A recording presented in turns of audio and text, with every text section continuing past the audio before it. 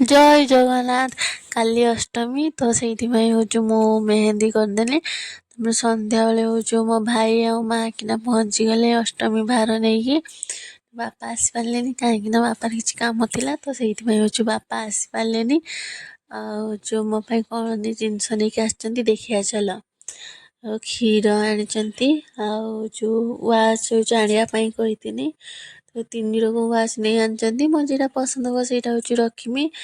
Watch ଆଣିବା ପାଇଁ କହିନି ଯେ ଯେଉଁ ଆମର ୱାଚ୍ ବିକ୍ରି ହୁଏ ଦୋକାନ, ତ ସେଇଥିପାଇଁ ହଉଛି ୱାଚ୍ ନେଇକି ଆସିଛନ୍ତି। ଆଉ ମିଠା ବି ହଉଛି ଆଣିଛନ୍ତି, ଛେନାପୋଡ଼ ଆଣିଛନ୍ତି। କାହିଁକିନା ହଉଛି ମୋ ଛେନାପୋଡ଼ ଫେଭରେଟ୍, ତ ସେଇଥିପାଇଁ ଛେନାପୋଡ଼ ଆଣିଛନ୍ତି।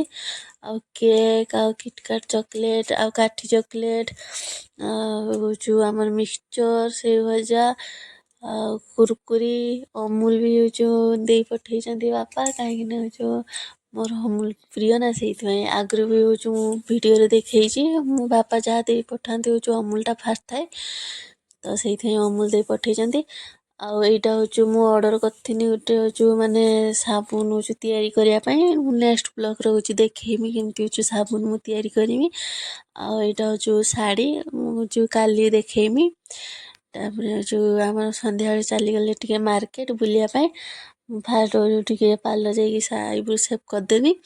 ତାପରେ ଷ୍ଟେସନାରୀ ଦୋକାନ ଯାଇଥିଲେ, ତାପରେ ଆସିକି ହଉଛି ମୁଁ ଦେଖିନି ଏଇଠୁ ସବୁ ଜିନିଷ ଆଣିଛି ଷ୍ଟେସନାରୀ ସଜ, କ୍ଲେଚର୍, ଆଉ ଯେଉଁ ମାନେ କ୍ଲିପ୍।